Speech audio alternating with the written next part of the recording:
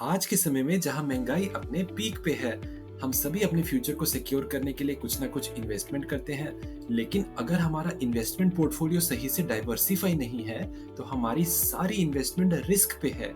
आइए इस वीडियो से समझें कि हम अपने इन्वेस्टमेंट पोर्टफोलियो को कैसे सेफगार्ड और सुरक्षित बना सकते हैं। डाइवर्सिफिकेशन क्या है? हम सब ने बचपन में हाइड एंड सीक का गेम तो खेला होगा। इसमें जीतने की स्ट्रेटेजी रहती थी कि हम एक जगह ना छुपते हुए अलग अलग जगह छुपे। रीजन कि अगर एक प्लेयर आउट हो जाए तो बाकी सारी टीम के पास जीतने का चांस रहे। बेसिक एसेंस में इसी स्ट्रेटेजी को हम डाइवर्सिफिकेशन समझ सकते हैं। पोर्टफोलियो डाइवर्सिफिकेशन एक प्रोसेस है जिससे हम अपने पैसों को एक जगह ना इन्वेस्ट करते हुए डिफरेंट एसेट क्लासेस जैसे fixed deposit, share, gold, mutual fund etcetera में इन्वेस्ट करते हैं। डाइवर्सिफिकेशन हमारे पोर्टफोलियो की शील्ड की तरह काम करती है। पोर्टफोलियो डाइवर्सिफिकेशन इंपॉर्टेंट क्यों है? लेट्स से आपने अपना सारा पैसा इक्विटी मार्केट में इन्वेस्ट किया है और जिस समय आपको पैसे की जरूरत है, मार्केट उस टाइम एक सडन यू टर्न ले ले, तो आप ऐसी कंडीशन में एक बड़े लॉस में जाएंगे और चाहते हुए भी उस पैसे को यूज नहीं कर सकेंगे। ऑन दी अदर हैंड, अगर आपने सेफ्टी के लिए डेट इंस्ट्रूमेंट्स जैसे कि एफडी, आरडी या बॉन्ड्स में पैसा इन्वेस्ट किया है, तो गिरते इंटरेस्ट रेट्स के कारण आप एक अच्छी मेच्योरिटी वैल्यू अचीव नहीं कर पाएंगे। इसलिए ये इम्पोर्टेंट हो जाता है कि आप किसी फाइनेंशियल इंस्ट्रूमेंट से इमोशनली कनेक्ट होते हुए सारा पैसा उसमें इन्वेस्ट ना करें, बल्कि अपने पोर्टफोलियो को स्ट्रेटेजिकली डाइवर्सिफाई करें। अगर किसी इन्वेस्टमेंट प्रोडक्ट के रिटर्न ज्यादा है, तो उसमें रिस्क भी उतना ज्यादा इन्वॉल्व रहेगा। आपको इन्वेस्टमेंट से पहले ये ध्यान रखना है। पोर्टफोलियो डाइवर्सिफिकेशन किन चीजों पर डिपेंड करता है? पहला, आपकी एज। अगर आपकी एज लेस देन 30 इयर्स है, तो आपका पोर्टफोलियो रिस्की और एग्रेसिव नेचर का होना चाहिए। अगर आपकी एज 30 टू 45 के ग्रुप में आती है, तो आपका पोर्टफोलियो मॉडरेटली एग्रेसिव रहना चाहिए। बढ़ती एज के साथ आपको अपने पोर्टफोलियो में एक ट्रांजिशन लाना है from aggressive to conservative.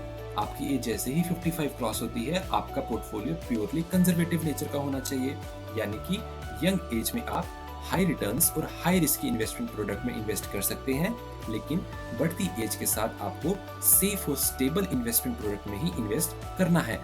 As के अकॉर्डिंग आपका आइडियल पोर्टफोलियो कैसा होना चाहिए? अगर आप लेस देन 30 इयर्स हैं, तो आपके पोर्टफोलियो में मैक्सिमम एक्सपोजर इक्विटी का होना चाहिए, जिसके अंदर इक्विटी शेयर मार्केट और इक्विटी म्यूचुअल फंड्स आते हैं।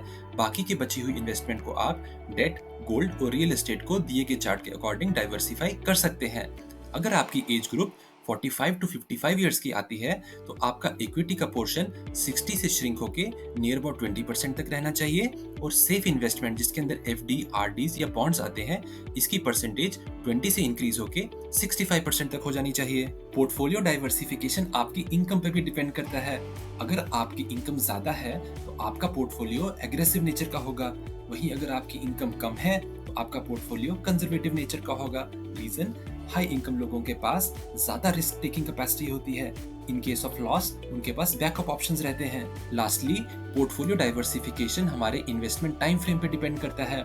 अगर हमारी इन्वेस्टमेंट शॉर्ट टर्म के लिए है, तो हमें उसमें ज्यादा रिस्क नहीं लेना चाहिए, हमारी कंजर्वेटिव पोर्टफोलियो अप्रोच होनी चाहिए। वहीं लॉन्ग टर्म के केस में हम कुछ रिस्क ले सकते हैं, हमारी अप्रोच एग्रेसिव या मॉडरेटली एग्रेसिव होनी चाहिए। अपने पोर्टफोलियो को डाइवर्सिफाई करने के लिए मार्केट में बहुत से ऑप्शंस अवेलेबल हैं। आप अपने पैसे को सेविंग्स में रख सकते हैं या किसी पॉलिसी में इन्वेस्ट कर सकते हैं, शेयर मार्केट या इक्विटी म्यूचुअल फंड्स में।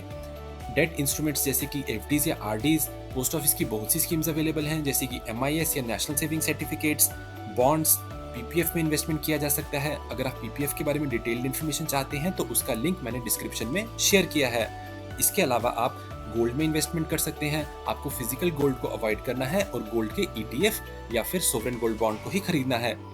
लास्टली, आप एनपीएस या रियल एस्टेट में भी इन्वेस्टमेंट कर सकते हैं। सभी ऑप्शंस आपके लिए ओपन है। आप अपनी एज, इनकम और टाइम फ्रेम के अकॉर्डिंग डिसीजन लें। अगर आप अपने पोर्टफोलियो की मनचाही डाइवर्सिफिकेशन करना चाहते हैं, तो आप अपनी मंथली सैलरी को कैसे मैनेज करें? लेट्स से अगर आपकी मंथली सैलरी 1 लाख रुपीस है और आप 30 टू 40 के एज ग्रुप में आते हैं, तो कुछ इस तरीके से आप अपनी सैलरी को मैनेज कर सकते हैं। इसमें हमने मंथली एक्सपेंडिचर 35,000 रुपीज कंसीडर किया है, साथ ही इमरजेंसी फंड को भी कंसीडर किया है। आपको ध्यान में रखना है कि किसी भी समय आपके पास आपकी 6 महीने की सैलरी का एक फंड होना चाहिए, जिसे आप इमरजेंसी या कंटिजेंसी सिचुएशन में यूज कर सकते हैं। बाकी बचे हुए अमाउंट को हमने डिफरेंट एसेट क्लासेस में एलोकेट और डाइवर्सिफाई किया है।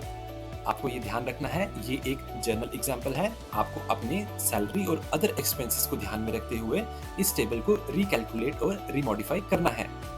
अगर आप अपने फाइनेंशियल गोल्स को अचीव करना चाहते हैं तो इस बेसिक प्रिंसिपल को अपनी लाइफ का पार्ट बनाएं। नॉर्मल लोग अपनी इनकम में से खर्चे करने के बाद जो पैसा बचता है उसे सेविंग्स मानते हैं। वहीं दूसरी तरफ कुछ फाइनेंशियली लिटरेट और स्मार्ट लोग अपनी इनकम में से पहले सेविंग्स करते हैं और बचे हुए पैसे को अपना खर्चा मानते हैं। अब ये आपके हाथ में है कि आपको कौन सा फंडा अपनाना है। आई होप आपको अपने पोर्टफोलियो को सेफगार्ड और डाइवर्सिफाई करने का एक बेसिक आइडिया इस वीडियो से समझ में आया हो। अगर आपको ये वीडियो अच्छा लगे तो आप इसे लाइक करें, शेयर करें और हमारे इस चैनल फ्लो फाइनेंस को सब्सक्राइब करें।